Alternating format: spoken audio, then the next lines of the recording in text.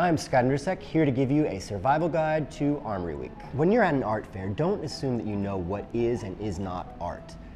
Most people know how to recognize a painting or a sculpture, but if you turn a corner and suddenly see an old burrito laying on the floor or a broken computer monitor, don't assume that it's just trash.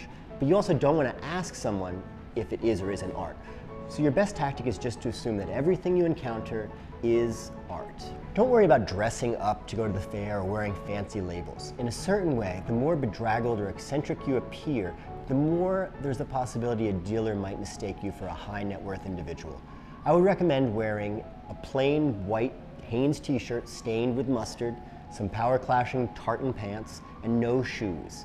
You might be mistaken for security risk, but you might also be mistaken for what dealers call a major whale. Practice having strong opinions, whether or not they're valid or backed up by reality. For instance, compare and contrast which are the best fairs and which are the absolute worst fairs, or have strong opinions regarding which fairs used to be good but are now awful. Share these opinions loudly and often. Make sure to familiarize yourself with all the major exit points at a fair. Art fairs are designed a lot like prisons or casinos in that they make it very hard to leave. And when you want to leave, you're going to want to be able to do so as quickly as possible. If you don't see anything at a fair that you like and want to take home with you, don't despair. You might want to consider simply making your own art at home.